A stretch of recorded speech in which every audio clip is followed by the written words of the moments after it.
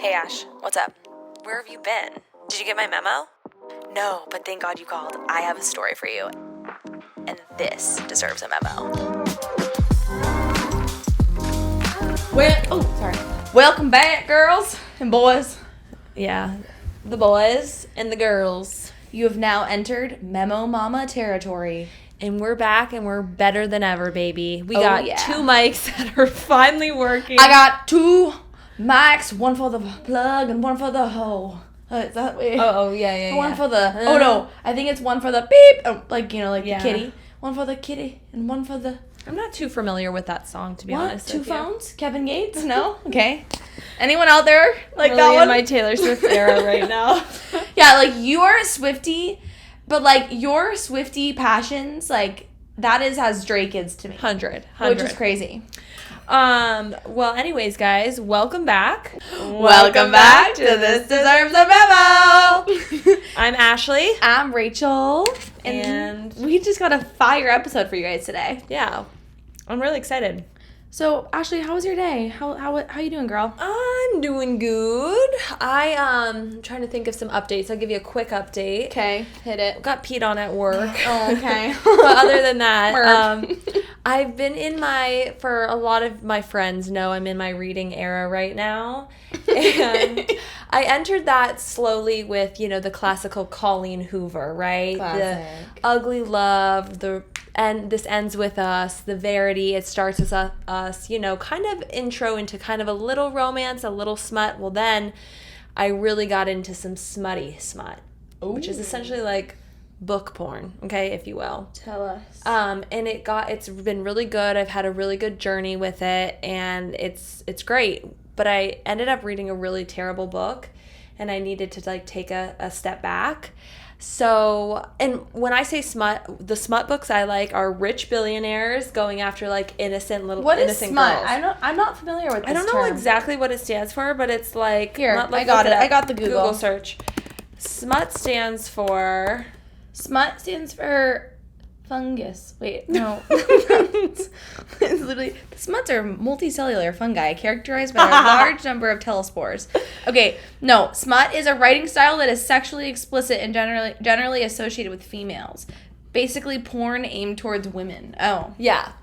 And so, the context of the books that I'm reading are, these rich billionaires, and they're, living the high life, and they're falling in love and turning these good little girls into kind of So it's 50 Shades. It's 50 Shades. Yeah, essentially it's 50 Shades. It's literally 50 Shades. Believe it or not, I've never seen or read 50 Shades. I know. Oh my God. Never. Ashley, it would wipe the floor with these books you're reading. That's what I've heard. But it's so good. But a lot of people who read smut do not like 50 Shades, which is weird. No, come on. That's a lie. Sometimes I don't So the book that I just read was really dominatrix, and I didn't love it. But anyways, 50 Shades is hot dom. Okay. I'm willing to give it a try. It's hot, but it's also you would definitely really like it. Really? Okay. Yes, because it's that exact scenario. Rich billionaire with this young sweet girl. I've read this innocent girl. Innocent virgin.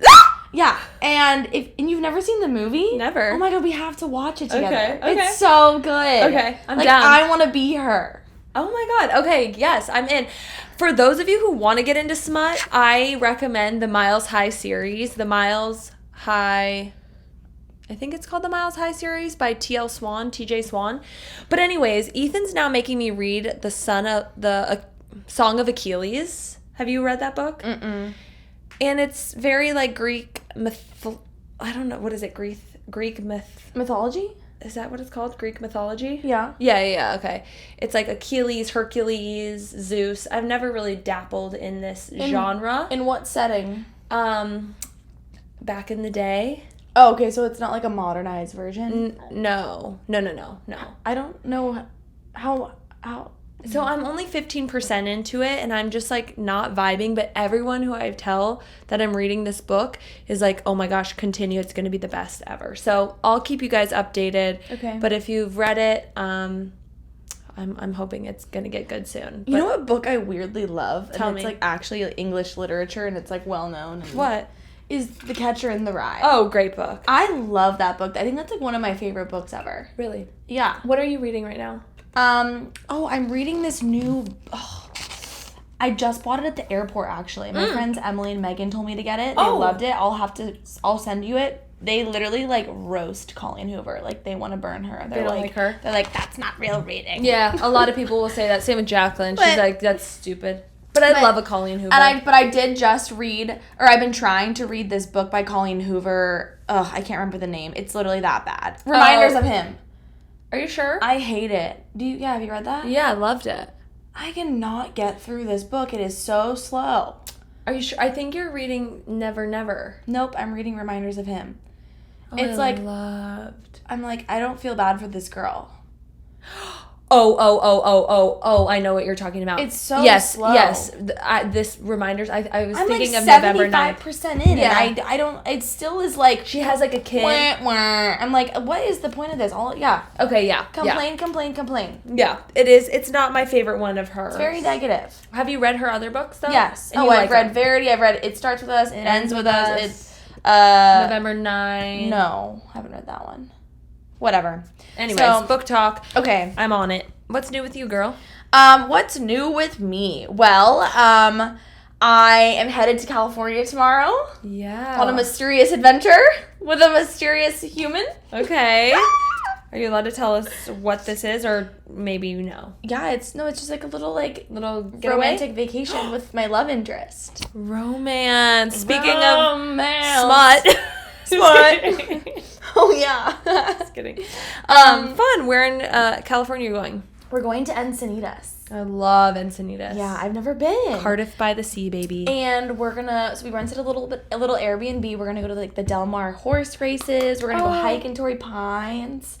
What else we're gonna do? We have dinner reservations at these like really amazing places that look so fire. It's a place called Campfire. Looks so good. It's in Carlsbad, but it's like 10 minutes from where we're staying. And then we're going to the Pageant of the Masters.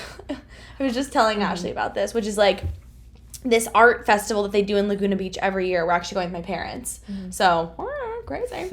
But boy meets parents. But so it's basically like they hire actors and actresses to reenact like a historic painting. Okay. And it's very cool. Like, it's super cool. You should look it up. I will. I'm really curious. It's funky. So last episode we kind of ended saying that Rachel and a date they were going to come over to Ethan and I's house for dinner. Mm-hmm. So that happened. And did he like me? He loved you. Good. Well, it was funny. Something he said was, he's like, well, Ashley and him have texted before, and, like, he's met Ashley before. But he's never hung out with her for an extended period of time. That's true. And he was like, I already feel like I know Ashley because he listens to all of the podcasts. He watches her vlog. Oh, yes, and he's like, I feel like I already know her. Like, I there's nothing left. He's like, I love her. Like, yeah, she's great. Because after I'm like, so, like, what'd you think? Yeah. And then he's like, I know her. Like, what do you mean? Right, you know? Yeah. And he's like, yeah, she's great. And I'm like, wait, what? You're not, like, giving me enough. Like, what did you like about her? And he's like, Rachel, it's really hard for me to, like, explain this because I feel like I've listened to her speak for hours. Like, I know everything about her. So, but Ethan needs a little time because they don't know each other yet. Yeah, yes. But we liked him. He passed our test. He passed the test? Yeah, I mean, I think we should get to know him more. Yeah. But what's crazy is that he's listening to this right now. All good signs. Oh, if you're out there, hey. Keep watching my vlogs. Mm-hmm. Keep watching. We have a little tracker on your devices, so we can tell if you actually watch them. It's so funny because Rachel and I, as you know, memo everybody that we know and love, and just also too, if we just meet you, we'll memo you because we just don't want to text. And I memoed him. I forget why. Maybe the workout plan? Oh, yeah. He wrote Rachel a workout plan, and I was like, wait, I want in. And so I was like, I texted Rachel. I was like, hey, send me his number. And she did. And I'm like, hey, can I get some deets on this workout plan? And he responded very nicely. And then with a memo? Yeah. He memoed me back, which is a good sign. And he sent me a picture of the chicken he was making because he was making your recipe. Oh, the chicken on the cast iron. Isn't that cute? Mm-hmm. That's funny. Anyways. That's funny. So yeah, all good stuff over here. We're just bopping along, you know. We're bopping along. We are just bopping along. One quick thing I do have to tell, and then we'll get into the episode. But so I was working out with this mysterious man, and it was the craziest thing happened to us. We were working out, and this couple came up to us, and they were talking to us, and they were super nice. They were really cute. They just moved here, and they asked us to get lunch. We were at the gym. We were talking, and they're like, yeah, do you want to hang out? And we're like, sure. Like, we would love that. She's like, let me give you my number. You know, we you know, we're trying to make friends in the area, whatever. And I'm like, oh my God, like, that is so, like, cool. Like, people don't do that these days. I loved it. So, the girl eventually texts me, and she invites us to go get lunch. We go to lunch, and she was just trying to get us to join her pyramid scheme. No. What did they do? Like, what was the scheme? Like, they started off just chatting, and they're so cute, just, like, so nice. Normal. And then they're, like, telling us about what they do, and they're asking us about what we do, and then they're like, yeah, and we also are into the e-commerce side of things. And I'm like, oh, okay, interesting. And they're like, yeah, you know, like, we're trying to, like, quit our 9-to-5s and, like, start something on our own. And we're like, oh, so what do you sell? And they're like, a lot of things. And we're like, okay, like, what? Like, what do you sell? And just so vague, like, they're like, oh, just, you know, like, materials that everyday consumers need. Oh, we're like, God. Materials? Like, for what? Like, and then the guy I'm with was like, oh, like, who's your target customer? And they're like, anyone that is a returning customer. And, like, we're like, okay. Like, it was so strange. Bizarre. And then they're like, they mentioned multi-level marketing, all this stuff. Jesus. And so me, as a joke, I'm like, oh, so it's a pyramid scheme. Because I don't know, it was just funny, the way they were phrasing it. And I wasn't saying it because I thought it was a pyramid scheme. But then they didn't laugh. And I'm like, oh, okay, this is really awkward. So, yeah, it was definitely a pyramid scheme. Bizarre. And I think this might be, I don't know, for all you listeners, I don't think I would get lunch with somebody after meeting them once at the gym. Like, no, you're so nice. Like, I would need to, like, see them a few times at the gym. Yeah, but it was very, like, low commitment hangout. It was like, do you want to get lunch or gelato or something? And we're like, sure. Like, that's so, like... But it wasn't weird when they asked you? No. It was authentic? It was very authentic. Ooh, they're good. They're really... No, like, these are nice-ass people.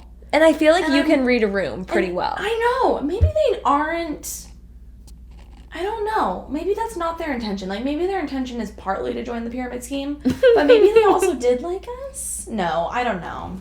They were so nice. I was actually kind of bummed. Yeah, because Rachel texted me, was like, I found us a new friend. I was so excited. I honestly was really excited. Like, this girl was super cute from the Midwest. Like, her husband is from, like, Northern California. Like, good-looking couple. Yeah. They just seemed chill. Like, they got, like, we all got along so well. Like, guys were laughing, like, which is, like, rare. Yeah. Like, strangers, and you're all just vibing. Like, what? Yeah. And then they dropped Too good. It's always too good to be true. It's too good to be true. They're like, we should go to a workout class. Like, there's, like...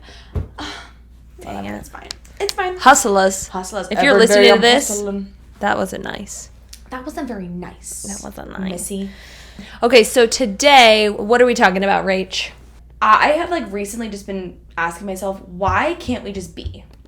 Mm-hmm. Why can't I just be? Mm-hmm. Really the topic that we want to go over today is just that consistent pressure to always just be stimulated or just numbing yourself from the reality of life. The social norm is to always be just stimulated in some nature to push through a certain activity that you do on a day-to-day basis, maybe something you don't like doing, or maybe it's something you like doing, but you feel like you could be a lot better at it, so you use something to elevate that experience and get a better result out of it. So, like, coffee, energy drinks, prescribed stimulants for, like, ADHD, anxiety, marijuana, alcohol, nicotine. But why do I always need to supplement each activity with some sort of stimulant of sorts? Okay. And when I say stimulant, like, it doesn't have to be, like, something that you put in your mouth or you're drinking or consuming. It can also be, like, your phone. Like, why do I feel like whenever I eat something alone, I have to be holding my phone? Why do I always feel like I need to be playing music when I'm at the gym? Like, you know, like, there's always something I have to be attached to. Totally. As a crutch to get me through it. Yeah. And It's really scary, and I feel like it's something that I'm trying to be more aware of so that I don't go down a rabbit hole of like getting obsessed with self-medicating myself through different scenarios. Yeah, and relying on these different devices Yeah. or crutches, if you, like you said, Yeah. to get through Mm-hmm. and to feel like a sense of like happiness or Exactly. etc. Yeah. And I don't know if this happened to you when you were my age, but at 26, I think I'm at a point in my life where I'm starting to notice people in either my direct circle or family members or friends or even just acquaintances that have a problem, Okay. that abuse substances. Oh, yeah. You know, we're not in college anymore. This isn't like when you're 22 and you know that person that does cocaine at the party or whatever, you're not really that concerned. You're like, oh, whatever. It's just college, parties, drugs, whatever. If I meet someone nowadays that's my age that's doing cocaine on a Tuesday, Right. I'm like, Red flag. you have a problem. Right. Like, get away from me. Mm-hmm. You are no good. Mm-hmm. And it's interesting to start seeing people at this age that are starting to either get sober, stop smoking weed. They're clean from this, they're clean from that. They distance themselves from these activities. They don't go out anymore, like, because they've realized or identified that they literally have a problem. Correct. Yes. And it's just weird. Or it's even weird how you can be with certain individuals and you realize like, whoa, I think they have a problem and they don't even know that they have a problem. Yeah. Or like seeing parents. Like we're like, oh shoot, like you definitely take it way too far. Yes. You know? Yes. And you're like, dang. I mean, I've even noticed too, like I remember I used to have friends growing up that would have parents that would get drunk. It would be like, Yeah. Those crazy parents that you would go over Yeah. to a friend's house, whatever. And I'd always be like, oh, why doesn't my mom ever do that? Like, that's funny. Same, now same. I'm like, It makes sense. thank God. Yeah. Literally, thank God. Totally. Like, my mom would never do that. No. Ever. No, and listen, we're not here to judge people who do that. No. Like we need the party parents. Hello, they're Oh fun. my God, they're the best. But I want to be one. Yeah, but I think it also like, why do we have to rely on alcohol or substances to have fun? Mm-hmm. And I think we're starting to see, especially with the younger generation, how alcohol really isn't as cool as it once was. A lot of people are starting to drink less or do mocktails and different wines and alcohols are coming out that are non-alcoholic, which is really cool. Yeah. And something actually really interesting is, so I work in supply chain and I have a supply chain podcast. She's running two podcasts, Literally people. have a supply chain podcast, LMAO. And what's actually so funny is I'm interviewing someone next week on the podcast for my supply chain podcast. And I told him about it. It's an old connection I have. And he looked up my podcast, but he looked up this. No! And he's like, I don't really know how it's going to, fit this subject. And I'm like, oh my God, wrong podcast. That's my other one. That's my for fun one, not the supply chain one.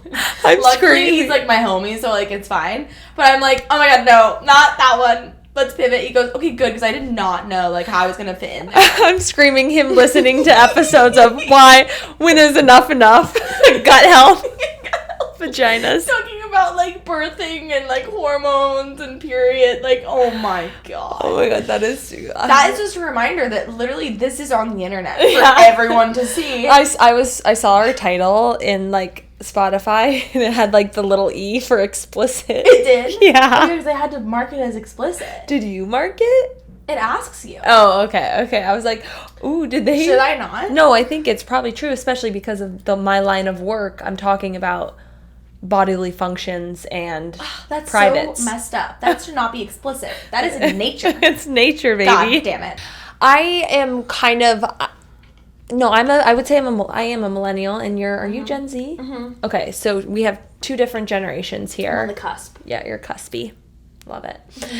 And I find that when I go out and hang out with friends, I lean towards not drinking. I really don't drink much at all, and same with you.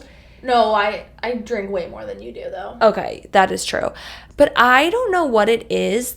I enjoy just making a great mocktail, and I can still have fun without getting bamboozled. I'm not there yet in my life. And I have a question for you. Why is it, like, is it just the taste of alcohol, or is it the feeling that you like? Because I enjoy the taste of alcohol, not the feeling. Oh, I like both of them. Okay. I love wine. Me too. Love wine. Like, I love the taste of wine. But I also love, like, getting buzzed. But then something I've started to notice as I've gotten older is that when I drink, and it's like, okay, when I drink, I do want to feel a little buzz. Like, I think it's fun to feel a little buzz. Yeah. But then after I hit, like, my peak buzz, I immediately start to get into a bad mood, and I'm, like, mean. And I've noticed a direct correlation of, like, me being mean to people that I'm with, like, associated with, like, me drinking. Wow. Usually it's honestly, like, a romantic interest this happens with. Like, someone that I'm close with. Like, my parents, my boyfriend. Yeah. Not really friends. I'm never really mean to friends. I'm more, like, mean to, like, either my lover or my parents. When you drink a little, like, too much. Yes, or no, just in general. I feel like, you know what I mean? Like, I'm never, with like, alcohol, you mean? No, just in general. Oh, But, in general, but yes. also okay. alcohol. Okay. So, but alcohol amplifies it. I'm never, ever mean to my friends, just, like, regardless. Like, do you know what I mean? Like, Yeah. It's easier to take out your frustrations. Yes. On the people who are the closest to you. Yeah, like, I'm just more, I'm, like, way more irritable or with my friends and or with my family and, like, my lover. Your partner, yeah. My partner. My lover. Yeah, my lover. Yeah, and it's so interesting because, like, when we do drink or when we have the caffeine or when we eat the sugar, it's crazy because you get this hit of dopamine, which is amazing, and it makes you feel good. It makes you feel this, like, euphoric feeling, but then there's a certain point where you hit a certain level and there's no more dopamine, and it takes more for you to achieve that feeling. So, like, you start drinking 1 to 2 drinks, and then, you know,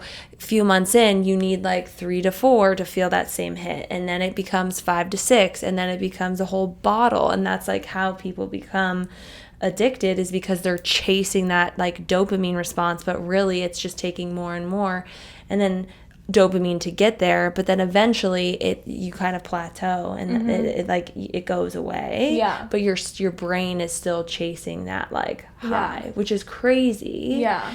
And I don't know. I think about this, and, like, it's very interesting to me how some people really enjoy that feeling, but, like, I don't get that feeling, and I wonder, is that, like, I don't know what it is. I don't know if it's a genetic thing, but I don't feel that, like, sense of, ooh, I want to do that again. Like, I feel depressed, anxious, and horrible the next day. That's how I feel now. Do you? Mm-hmm. Yeah, and maybe it just takes I don't know. I think it takes time to get there. But what's crazy, though, to me, for me, I definitely have a very addictive personality. Okay. And something I've noticed is that when, like, something, like, this sounds like a literal addict. Like, when something makes me feel really good and then I feel terrible after doing it, okay? Okay. Like drinking, for instance.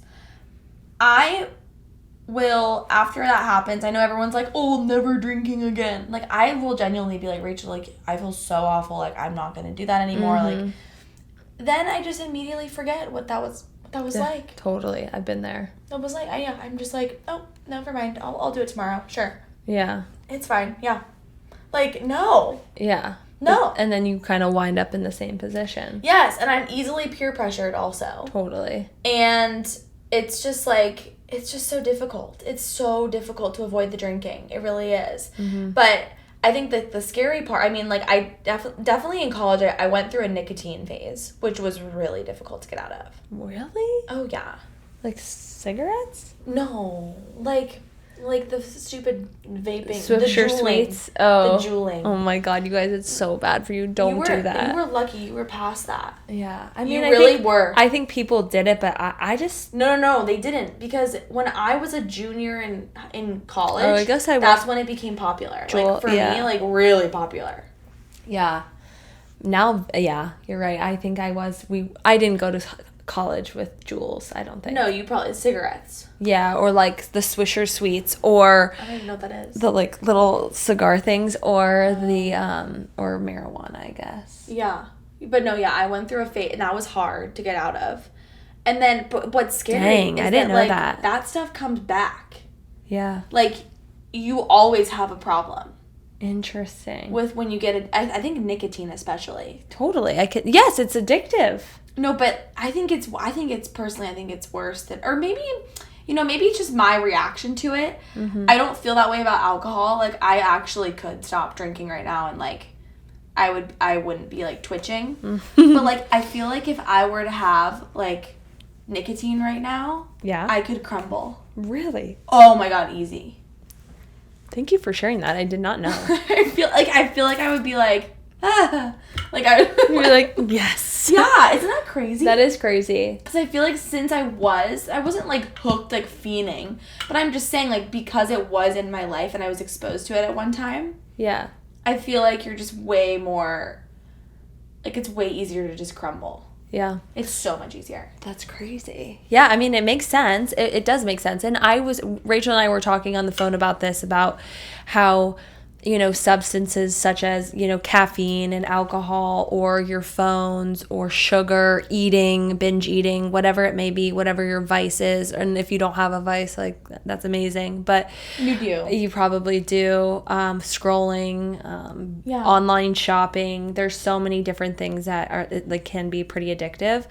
But when I was thinking about this, I think a lot of it can stem from, and I'm not a psychologist, but we use these devices or substances to distract us from facing actually from what we're feeling. So, like, we, whether we come home and we're angry, or we're tired, or we're sad, or we feel lonely, a lot of us will just turn to these things to kind of, like, numb what we're feeling. And I think it can happen when we're younger, believe it or not. And then as we get older and older, it's so much harder to break these habits. Mm-hmm. And building new habits and breaking habits, bad habits, is so challenging, especially as we get older. Yeah. And so we could become stuck in our ways. And, as we get older and we're trying to change, or we're trying to go on the diet and lose weight, or we're trying to give up the caffeine, the alcohol, or the TV, or whatever it may be, it becomes so much more difficult. Oh, totally. I know. Yeah. I know. So I think that, well, number one, I think that the first step in, like, figuring all this out is to just acknowledge that you have an issue. Like, here, I'll come clean with what mine are. Okay. Just give it to me. And I have some too, so I can share. Okay. Mine are weird. Okay. So for me, definitely the phone is really bad. Yeah. My phone time, my screen time is really, really bad. And I just think that, and honestly, what's crazy is that I know that it's not as bad as others, but I just feel like I can never focus. I just feel like I'm always looking at my phone, and whether I'm at work, like, I feel like I just waste so much time looking at this useless crap that I don't actually care about all day long. And it's like, it's just so frustrating to me. It's just so frustrating. And, like, people are, like, I know that you're like, oh, how do you have so many, like, right now, how many text messages do I have? I have 272 unread text messages. Freaking crazy. And I have so many DMs on Instagram. But I think the reason is because I've really been trying to not look at my phone and, like, look at my Instagram DMs or whatever throughout the day, because I will get sucked into it. I will. I know that about myself. So then it gets to the end of the day and I have, like, a bunch of notifications on different things. And then that's when my anxiety kicks in. And I'm like, oh my God, so many things. And then I just don't answer them. And that's why I think it builds up, because I try and make an effort to, like, not look at it. Right. But then I have the other issue of, like, facing it at the end of the day and being like, holy crap, I don't want to look through all that. I have like, so many to answer. And it's all just separate stuff that's not important. So I just don't answer. But the phone, I've got to figure out a balance. It's gotta change. Can I give just, like, 3 solutions on that? Yeah. Okay. And I think I probably spend more time on my phone than you. Okay. I don't know.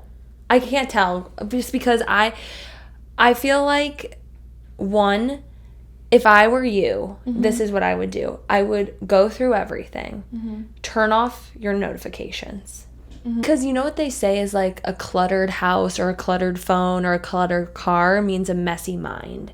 Like, so when you have a form of clutter, whether it's your house or your car or your inbox, like it can really create like this inability to like focus or like be aligned, if you will. So if you could like just somehow declutter your phone, go through it, whether it's your camera roll, your inbox, get it all cleared out. Maybe I should just get a flip phone.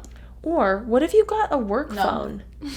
A personal phone, and then had this other phone? No.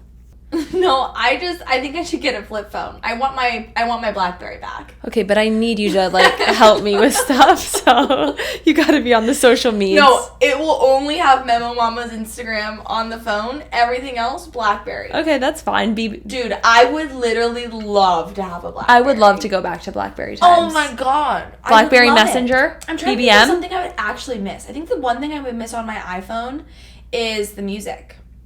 Oh, yeah. But you could get an iPod. I love music. I could have an iPod. Keep going on your list. Okay. Of things that you struggle with. So you said phone time. Phone time.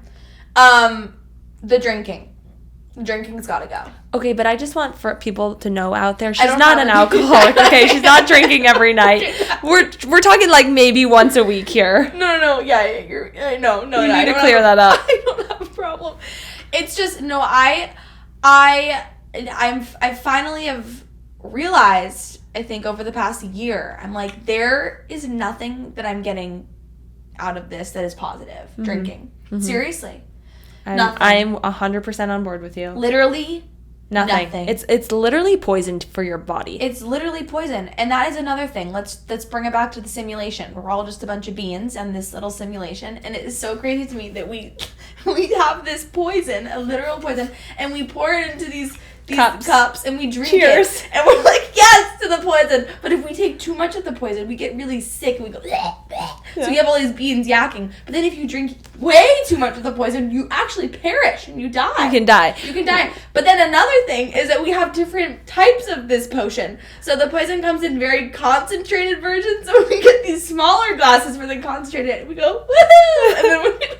But then we also have very diluted types of poison. Yeah. But the poison is still bubbly. All these different things. And I'm like, it is just crazy that we literally drink poison for fun. Blows my mind. It's like the most toxic thing you can like ingest. We use alcohol to kill everything. Hello, hand sanitizer is alcohol. And we use that like, that will die. And essentially we're drinking it. And you know what's so funny? People are like, be careful with that hair product. It has alcohol in it and it'll dry out your roots. But we drink it all day long. It's wild. It is so wild. Your body doesn't need it. And here's the thing.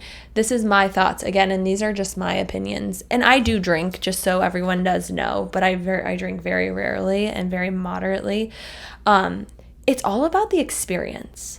It's about the cute glass. It's about the salted rim. It's about the music we're playing. She's really into the whole romanticizing. Like it's the aesthetic. So you can do that with a mocktail or kombucha. Like you can get Rachel, tell them I will go to a restaurant, you guys, and I will be like, I need my carbonated water in a wine glass with garnish. And they look at me like I'm crazy. I'm like, no, I'm not crazy. I want to have the moment with my friends, but I don't want to drink the poison. Oh my god, I get so much teen discrimination when I go to a restaurant and I don't order alcohol. If you guys aren't aware of the teen discrimination movement, it's a real thing and it's still alive. My friends and I went through this in high school and we actually created a Facebook page called Teen Discrimination. And we would post in the Facebook group the different places that we faced teen discrimination. Yeah. Like, you know, when you go to a restaurant and they don't take your order for so long because you're a teen. Yes. Yeah. You felt that? Oh, I've had that so many times. So if you're not like ordering booze, it's teen discrimination and they hate you and they try to rush you out. Yeah. They want a higher bill. They want that higher bill. But yeah. Well, yeah, so I mean that's my 2 cents on make it a moment. It's all about the moment and the curation of the what's in the cup. It doesn't actually have to be the poison. Yeah, exactly. But okay, so you were saying that you had read this book. Oh yes, by James Clear. Okay, I wanted to get in. Tell us the scoop. I kind of wanted to get into this because I read Atomic Habits by James Clear, and it's an incredible book about how to kind of set goals, accomplish goals, change your habits, etc. And I think it kind of pertains to this just because when you're trying to create a better habit or undo a old bad habit, it's like, well, how do we do those things? Like, how can we get to a place where we can start creating better habits? And so I learned a lot with reading this book, and if you guys want to check it out, it's called Atomic Habits by James Clear, and it's a practical guide on how to change your habits and get 1% better every single day. So there's 3 like main lessons from this book, and I wanted to go through each lesson because I think they're really valuable. Okay. So and stop me if you have any thoughts, but number 1, lesson 1 is small habits make a big difference. So it focuses on like the end goal. Instead of focusing on the end goal, we want to focus like on the journey. You just put in the 1% to be like, try to be 1% better every single day. And let's say you did that for 1% each day for an entire year, you'll end up being, they say, like 37% better by the time you're done. So like instead a good example would be like, let's say you want to lose weight. Yes. Instead of saying I want to get a 6-pack, yep, you start actually maybe waking up in the morning and do a 30-minute walk. Going for a walk. Exactly. That's not going to give you a 6-pack, but that's 1% closer than you would have been if you didn't go for that walk. Exactly. And I think the biggest takeaway from this chapter, this lesson, was it's the small habits over time that compound into major results. Yeah. It's the tiny things we do a day. It's drinking the water every day. And if like you said, if you eat a slice of pizza every single day, well, in 30 years, you're going to be huge and diabetic. Right? So its results in life are measured by our habits. That's kind of the takeaway from that lesson. And it's really, really powerful. Lesson number 2 is they kind of talk about forget about setting goals, focus on your system instead. So bad habits repeat themselves again and again, not because we don't want to change, but because we have the wrong system for change. So they keep talking about like the process to getting to your goal versus just focusing on the end goal. And I wrote this quote down from the book. I think it's pretty powerful. The goal is not to read a book. The goal is to become a reader. The goal is not to run a marathon, it's to become a runner.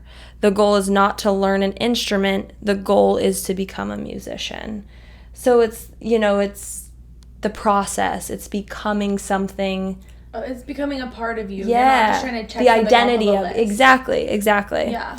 Okay, and then the last big lesson of the book, which I think is really cool, and I gave a personal example of like how I am trying to use this in my life, but is building identity-based habits. So he kind of explains like the 4 laws of behavior changes are a simple set of rules to build better habits. So how can you build a better habit is there's 4 steps: making it obvious, making it attractive, making it easy, and making it satisfying.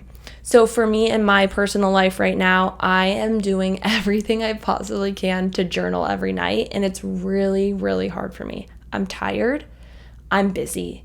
I need to post on Instagram, or I need to make vlogs. We need to edit. We need to create content. I have notes and documentation to do at night.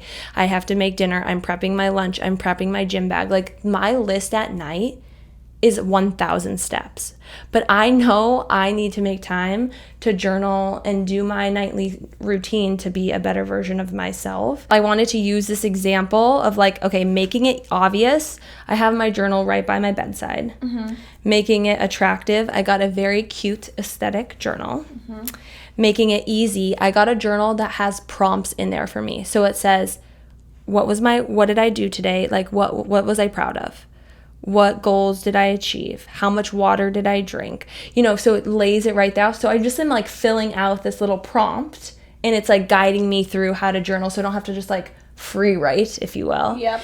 And then making it satisfying by turning on like a low light, oils, and making it a moment. So I was just kind of trying to give like an example, but I wrote a few things on how to break a bad habit. Let me tell you one of my bad habits. Okay, and this might seem stupid, I don't know, but when I get home from work, I tend to like binge eat a little bit. And I'm not saying like, binge eating to everyone can be a whole lot of different things. But I come home, and instead of like making my like healthy food that Ethan and I have planned, like we're gonna make meat and veggies and whatever, I'll come home and just like start eating like anything in sight because I'm so hungry. But is it that I'm hungry? No, I think it's I'm tired. I'm stressed. I have poop and pee probably all over me. You're probably really thirsty. I'm thirsty. Yeah, like I just got out of the car. I drove 30 minutes home. Like I'm dead. And so I often will come home and I'm just like a little garbage disposal. Nom, nom, nom, nom, nom, nom, nom, nom. Cookie Monster. So in the book, he talks about just a few things is replacing the habit that you have. So like if I come home instead of, binge eating or whatever, like, go read a book. Do something you enjoy. Like, I love reading, and I want to make more time for reading. So if I can replace that habit, like, when I come home, I know I'm going to spend 10 minutes reading or doing something I enjoy. They say cut the triggers. So triggers could be... I think you should do some breath work, honestly. Honestly. Wait, honestly, I think... I'm not even kidding. I feel like this is the moment you should do breath work. Yeah, I should. Rather than reading, that's kind of like too, like... That's like such a 180 when too you come numbing. home and it's like... Time to read! Like, yeah, you know what I mean? true. Like, I feel like that is too drastic. Or maybe, like, time to drink a element. Yes, like, drink a water. Or yeah. Like, Oh, that's such a good idea. I feel like reading is way too much of a pivot. Like, you come stumbling and you're like, can't wait to read. Yeah. Like, that seems like too much. No, I like that. And then cutting triggers. I don't know what my triggers would be. But, like, for breath work, you could set your stuff down and be like, I'm home. Yeah, that's true. I should do that. But also the drinking the element would be fun. Yeah, I like that. And he just kind of talks about, cutting triggers, joining forces with somebody. Like, if you're trying to give up alcohol, do it together with someone, or, like, making a plan with someone. Surrounding yourself with like-minded people. I think we all can agree on that. Visualizing your success, like when I'm driving home, like telling myself, you're not going to eat. You're not going to eat. No, of course I can eat, but I'm not going to go crazy. And there's a bunch of other things, but you guys kind of get the gist. So I definitely, if you guys are trying to break a habit, build new habits, become just a little bit 1% better. 1%. I'm telling you guys, this book will change your life. It's changed mine. Yeah. Habit stacking, all that sorts of stuff. And there's this other girl that, and I kind of follow this, I saw this girl, was it a blogger? I can't remember. Some girl I follow on Instagram. And she did a whole reward system. Oh, yeah. And if she They talk made about it this. to the end of the time period or certain milestones, like she set milestones. So, like, okay, let's say you're trying to stop eating like sugar, like a lot of sugar. Yeah. So, like you're addicted to chocolate and you're trying to like maybe have more natural. So she would say, okay, well, if I can make it 3 days without having chocolate, I will give myself like, $10 towards spend on Amazon or something. Towards that pair of shoes. Oh, yeah. And then at the end of the journey, she eventually gets enough money to buy the shoes. Oh, neat. And I was like, interesting. So, yeah, I think those are just some good little tips and tricks. But I would like to close out this episode with, what are we going to challenge ourselves in? Okay. I would like to make a pact right now. Yeah. A commitment, if you will. Okay, this one's hard for me, and I think I need to give up Zevia. Zevia, the stevia sweetened soda. Yeah, I'm obsessed. It's She sick. is obsessed. Like, I was drinking 2 a day. Okay. For a moment. Okay? So you're giving that up? I want to not drink until we go to Italy. I'm down. I'm going to Italy on September 25th. And I'm going on September 26th. That is 1 month. Almost a month. Let's do it. It commences now. Okay. No booze. And then also, we were kind of talking about phones before. No phone before 7. And in the morning a.m. But, okay, if you need to look at your phone before 7, that means you're checking in for a flight. Mm-hmm. You are listening to music at the gym. Looking at my workout plan at the gym. Yeah. That's fine. Yeah. No texting. Okay, no texting, no social media. And for all of you guys that are like, oh my gosh, 7 a.m., that's when I'm waking up, we're up at like 4:30 a.m. Yeah. So that's like a lot of time for us not to be on. And I check social media. You guys, this is so bad. I used to be so much better, but I wake up and I check it. I do too. I check all of my notifications immediately. It's so silly. Immediately. When I was in college, I used to literally not check my phone or my notifications for hours. Same. I would wake up early. I would wake up at like 5, go to the gym, go to a spin class at 6, come home, and then I'd look at my phone. And I'm like, why don't I do that now? Yeah, we should. And I remember like doing it consciously, like, oh, good job, Rachel. I used to work all day and not look at my phone. All day. I would treat patients. It's because you're in your... And I still don't look at my phone really a lot during the day, but I would not touch my phone. Yes, I think it's that younger, like, don't you feel like you have more power and freedom as you get older? Yes. Even though you weren't given anymore, you're just like, whatever. I know what I'm doing now. You know what I mean? Yes. Like, now that I'm older, like, I used to get terrified. I'd be like when I first started my job or just any job, I was like, oh my God, I have a doctor's appointment now. And then like today I'm like, I'm not going to stay at the office. The vibes are off, you know? Yeah. And I leave. Yeah. But like, I would get nervous to tell someone I had a doctor's appointment when I literally had a doctor's appointment. And now I you're hadn't just missed like, work in weeks. Right. And nowadays I'm like, I'm good. 1 o'clock stop? Yeah, looks pretty good, you know? Like, no, I'm kidding. But, I mean, I'm like, yeah, you know, maybe I'll go and do that return in the middle of the day. Totally. Because, like, it's fine. Like, the work will get done. It will. But it's just weird. It is. It's crazy how things change. Things change. Things change. People change. And let's all change together for the better. All right, so September 25th, I'm not drinking until we go to Italy. Oh, and I'm getting ripped in Italy. I'm getting ripped. Just kidding. I'll be with my parents, so that'll be fun. Yeah. B&K. I can't wait. B&K, I love it. No, but I seriously am going to stick to it. No alcohol. Nothing. Yeah, and no stimulants. It's going to be hard for me. No more heroin for me. I'm just kidding. Oh my God. That's a joke. That's a joke. Because Ethan's birthday's on the 15th, 16th. No heroin on his birthday. Darn it. All right, you guys. Well, we hope you learned a little. You laughed a little. And loved a lot. Bye.